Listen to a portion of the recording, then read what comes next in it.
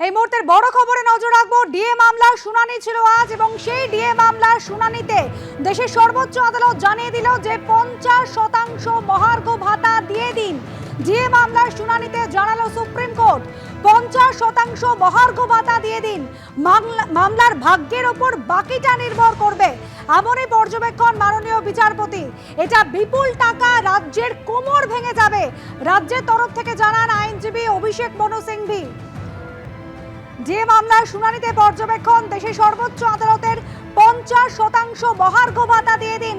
যে মামলার শুনানিতে এমনই পর্যবেক্ষণে জানালো সুপ্রিম কোর্ট মামলার ভাগ্যের ওপর বাকিটা নির্ভর করবে এমনই পর্যবেক্ষণ মাননীয় বিচারপতি। তখন রাজ্যের তরফ থেকে সওয়াল করা হয় যে এটা বিপুল টাকা রাজ্যের কোমর ভেঙে যাবে। সুপ্রিম কোর্টে পর্যবেক্ষণ আজ ডিএ মামলার শুনানি ছিল 50% মহার্ঘ ভাতা দিয়ে দিন আজ এমনই জানিয়েছে ডিএ মামলার শুনানিতে সুপ্রিম কোর্ট। বিজেন্দ্র সিংহ রয়েছেন আমাদের সঙ্গে। বিজেন্দ্র, দেখো, আজকে সুপ্রিম কোর্টের শুনানিতে প্রথম থেকে মনোভাব স্পষ্ট ছিল সুপ্রিম কোর্টে। তারা বলছিলেন যে তারা 50% অন্তত দিয়ে রাজ্য সরকারকে দিক, রাজ্য সরকার কর্মচারীগুলোকে দিক রাজ্য সরকার, এবং তারপরে যখন ফাইনাল হিয়ারিং হবে সেক্ষেত্রে যা অ্যামাউন্ট হবে সেটা দেওয়া হবে। কিন্তু ইন্টারিম অর্ডার হিসাবে তারা বলছিলেন গত পরশু যে ইঙ্গিত দিয়েছিল সুপ্রিম কোর্ট কি অ্যাটলিস্ট 50% দিয়ে দিক রাজ্য সরকার কর্মচারীগুলোকে রাজ্য সরকার, কিন্তু সেটাতে আপত্তি করা হচ্ছিল বারবার। অভিষেক মনু সিং বলেন এটাতে ব্যাক ব্রেকিং হবে, কোমর ভেঙে যাবে রাজ্য সরকারের যদি এই 40,000 এমপ্লয়ীদেরকে এত টাকা দিতে হয়। তিনি একবার বলেন কি 20,000 কোটি টাকা এটাতে খরচা হবে এবং তারা এটা দিতে পারবেন না, এত বড় অ্যামাউন্ট তারা দিতে পারবেন না। অন্তত সোমবার অব্দি হিয়ারিং অ্যাটেন্ড করে দেওয়া হোক, সোমবার হিয়ারিং করা হোক, এই অনুরোধ করা হয় রাজ্য সরকারের তরফ থেকে। কিন্তু সুপ্রিম কোর্টের মনোভাব স্পষ্ট ছিল। তারা বলেন কি কোনো কোর্টেই আপনারা স্টে পাননি, হাইকোর্টও কর্মচারীদের পক্ষে রায় দিয়েছে, ট্রাইব্যুনালও তাদের পক্ষে রায় দিয়েছে, সুপ্রিম কোর্টেও কোনো আপনারা স্টে পাননি। সেক্ষেত্রে তারা একটা ইন্টারিম অর্ডার হিসেবে বলছেন যেহেতু দীর্ঘ শুনানি হবে, এখন অগস্ট মাসে নেক্সট ডেট দেওয়া হয়েছে শুনানির জন্য, কিন্তু সেই ইন্টারিম যখন ফাইনাল অর্ডার হবে সেই অনুযায়ী যা ইমপ্লিমেন্ট হবে।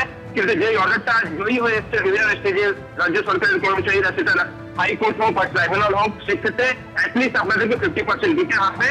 ইন্টারিম একটা অর্ডার তারা দিতে চাইছেন, কিন্তু রাজ্য সরকারের তাদেরকে বারবার অনুরোধ করা হয় কি অ্যাটলিস্ট 25% সেটাকে করে দেওয়া হোক। তারাই তো বলছেন দুবার এই টাকাকে দেওয়া হবে। সেক্ষেত্রে যদি দুবার দিতে হয় তাহলে অ্যাটলিস্ট 25% করা হোক, একটা রিজনেবল অ্যামাউন্ট তারা চাইছেন, যেটা তারা দিতে চাইছেন। এবং 25% যখন রাজি হয় রাজ্য সরকার, তখন সুপ্রিম কোর্ট বলে কি ঠিক আছে, ইন্টারিম অর্ডার হিসাবে 25% আপনাদেরকে দিয়ে রাজ্য সরকারের কর্মচারীদেরকে দিতে হবে। নেক্সট হিয়ারিং অগস্ট মাসে রাখা হয়েছে, কিন্তু এইটাকে মডালিটি ঠিক করে রিলিজ করতে হবে রাজ্য সরকারের কর্মচারীদেরকে। এই আপত্তিও করা হয় রাজ্য সরকারের তরফ থেকে, তারা বাধ্য নন কেন্দ্রীয় সরকারের হারে দিয়ে দেওয়ার জন্য। দিয়ে কোনো ফান্ডামেন্টাল রাইট নয়, এটাও অভিষেক মনু সিং বলেন। কিন্তু সুপ্রিম কোর্ট বলে কি যেহেতু রাজ্য সরকারের কর্মচারীরা বিভিন্ন স্টেজে জয়ী হয়েছে, এরা আপনাদেরই কর্মচারী, অ্যাজ এ গুডউইল জেস্টার আপনারা ঠিক করুন, অ্যাটলিস্ট 50% দিয়ে তাদেরকে দিয়ে দিন। এই কথাও সুপ্রিম কোর্ট বলে, কারণ কি এই কর্মচারীরা আপনাদের জন্যই কাজ করছেন। সেক্ষেত্রে রাজ্য সরকারের একটা গুডউইল জেনারেট করবে যদি এই 50% তাদেরকে রিলিজ করে দেওয়া হয়। অভিষেক মনু সিং এবং বাকি রাজ্য সরকারের আইনজীবীরা ছিলেন, তারা চাইছিলেন করে একটা রিজনেবল অ্যামাউন্ট করা হোক।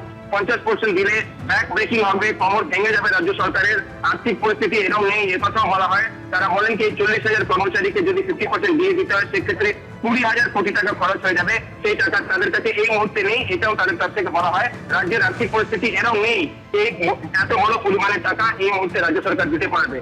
বারবার রিজনেবল হওয়ার কথা তাদের অনুরোধ করছিলেন সুপ্রিম কোর্টের কাছে। তারা এটাও বলছিলেন যে কোনো অর্ডার না দিয়ে একটা ডেট দেওয়া হিয়ারিং এর জন্য, কিন্তু সুপ্রিম কোর্ট স্পষ্ট বলে কি না, তারা চাইলে এই পিটিশন থেকে ডিসমিসও করে দিতে পারতেন রাজ্য সরকারের, কিন্তু তারা একটা রিজনেবল একটা অ্যামাউন্ট চাইছেন। সেক্ষেত্রে সেটা কি 25% হতে পারে? তখন অভিষেক মনু সিং বলেন 25% দিলেও তাদের আপত্তি রয়েছে, এত একটা বড় পরিমাণের টাকা, কিন্তু 25% তখন তারা রাজি রয়েছেন। 25% একটা সুপ্রিম কোর্ট ইন্টারিম অর্ডার হিসেবে দিয়েছে রাজ্য সরকারকে, রাজ্য সরকারের কর্মচারীদেরকে এই 25% দিয়ে দিতে হবে। মডালিটিস গুলো আগামী কয়েকদিনের মধ্যে ঠিক করবে রাজ্য সরকার, এবং অগস্ট মাসের জন্য নেক্সট হিয়ারিং এর ডেট ঠিক করেছে সুপ্রিম কোর্ট। একেবারে বিজেন্দ্র, তুমি আমাদের সঙ্গে থাকো। অর্থাৎ 25% ডিএ দিতে হবে রাজ্যের তরফ থেকে, কিন্তু বলা হয় যেটা বিপুল টাকা রাজ্যের কোমর ভেঙে যাবে। এটা কোনো সাংবিধানিক অধিকার নয়, 50% ডিএ দেওয়া সম্ভব নয়।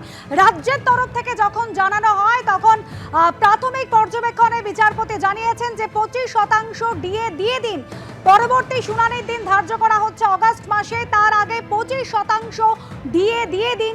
প্রাথমিক পর্যবেক্ষণে এমন অন্তর্বর্তী নির্দেশ দিয়েছেন মাননীয় বিচারপতি।